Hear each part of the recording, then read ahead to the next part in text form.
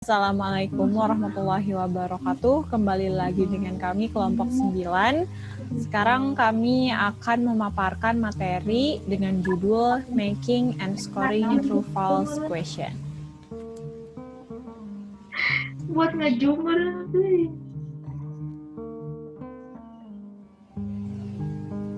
Materi pertama yaitu definisi dan karakteristik akan dijelaskan oleh saya. True false question sendiri memiliki beberapa definisi, seperti misalnya yaitu suatu persoalan yang terdiri dari pernyataan yang bisa jadi benar atau salah. Atau ada definisi lain yaitu pernyataan yang membutuhkan jawaban benar atau salah. Namun ada pula variasi lainnya seperti jawaban iya atau tidak, tepat atau tidak tepat, setuju atau tidak setuju yang biasanya digunakan dalam suatu survei. Lalu TF question sendiri itu menunjukkan tingkat kepercayaan diri dari seorang peserta didik tentang setiap jawabannya dari subjek yang terkait, atau ini juga menunjukkan level kemampuan peserta didik tersebut. Ada pula karakteristik dari true false question. Yang pertama, true false question ini digunakan untuk mengukur kemampuan dalam mengidentifikasi apakah pernyataan tersebut fakta, juga sesuai dengan prinsip dan pengetahuan dari bidang tertentu atau tidak. Yang kedua, bisa jadi faktual atau bisa juga suatu pernyataan pemikiran yang membutuhkan suatu penalaran. Karakteristik ketiga yaitu bisa digunakan di berbagai disiplin ilmu, dan karakteristik yang terakhir bisa digunakan untuk meminta pendapat dari anggota kelas dengan cepat yang fungsinya itu sebagai suatu pengantar diskusi atau menentukan suatu topik. Materi selanjutnya yaitu keuntungan dari true false question akan dijelaskan oleh Anissa Suryani.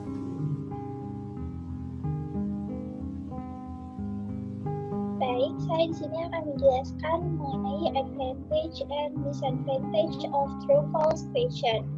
Keuntungan dan kelemahan dari contoh soal true and false. Yang pertama yaitu keuntungannya, sifat contoh soal ini sifatnya efisien. Efisien di sini maksudnya ialah efisien waktu sehingga lebih mudah dalam hal administrasi dan penilaian. Sehingga waktu yang digunakan untuk membuat soal ini jauh lebih singkat dan lebih hemat. Selain itu, soal true false juga mudah untuk ditulis, mudah untuk dinilai, dan penilaian yang dihasilkan juga merupakan penilaian yang sifatnya objektif, bukan merupakan penilaian analisa dari seseorang yang sifatnya subjektif. Kemudian, kelebihan lainnya ialah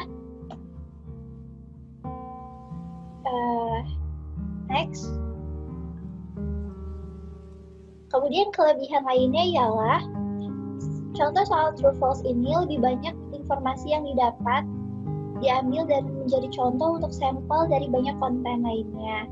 Kemudian dari pertanyaan true false ini lebih efektif dalam penilaian jika terjadi kesalahpahaman atau hubungan sebab akibat. Nah, selain memiliki kelebihan, contoh soal true false ini memiliki kekurangan, yakni model pertanyaan seperti ini termasuk dalam kategori atau ukuran atau pertanyaan dalam tingkat rendah dalam pembelajaran.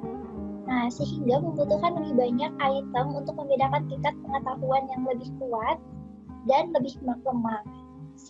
Kemudian, kekurangan lainnya ialah siswa memiliki peluang 50% untuk menjadi benar dan 50% untuk menjadi salah. Bahkan karena hanya dirinya sedang mengalami keuntungan atau secara kebetulan. Kemudian, keuntungan lainnya itu dapat dianggap sebagai penilaian pembelajaran yang tidak adil.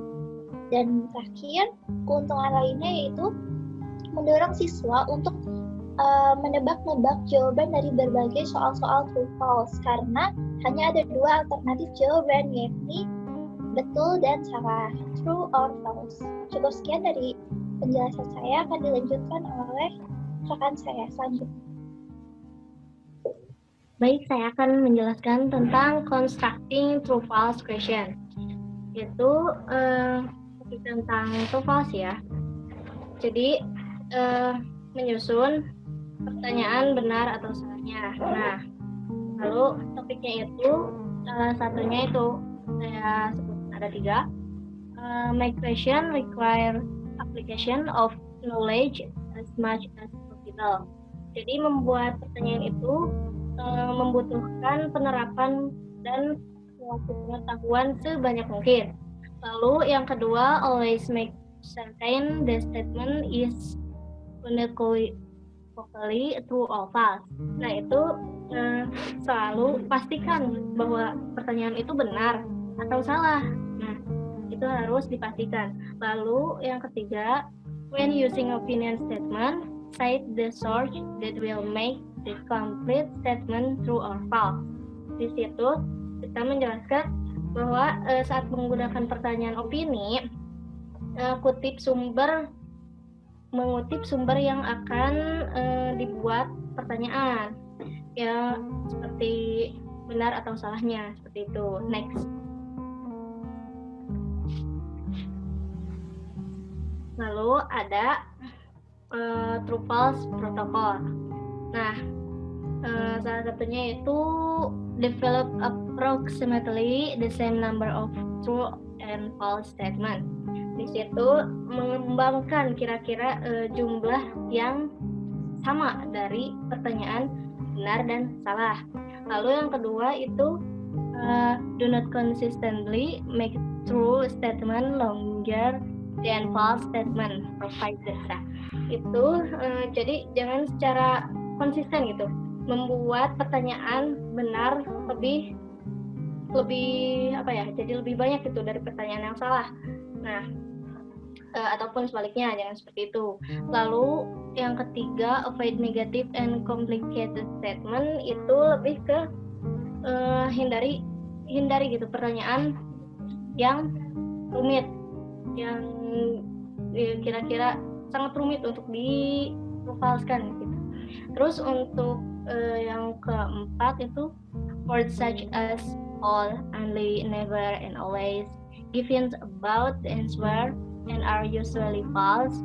Use them only when the question is the measure understanding. Di situ maksudnya jadi kata-kata seperti semua, hanya, terus tidak pernah, terus selalu, jadi itu tuh selalu memberikan petunjuk tentang jawaban. Nah, tapi biasanya salah gitu.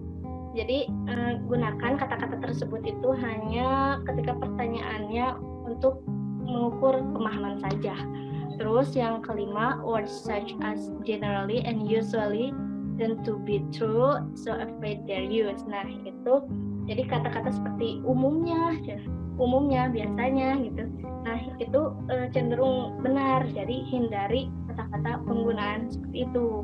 Jadi nanti gampang. Nah, terus yang keenam, do not randomize the response order in true or false question. Nah, di situ jadi jangan sampai kita mengacak atau menyusun pertanyaan benar atau salah gitu. Next. Nah, dalam true or false juga ada 3 rules. Ada 3 aturan yang saya ambil, ada 3 aturan untuk constructing true or false question. Nah, yang pertama itu place only one idea in the true false statement, yaitu jadi tempatkan hanya satu gagasan pada pertanyaan benar atau salah.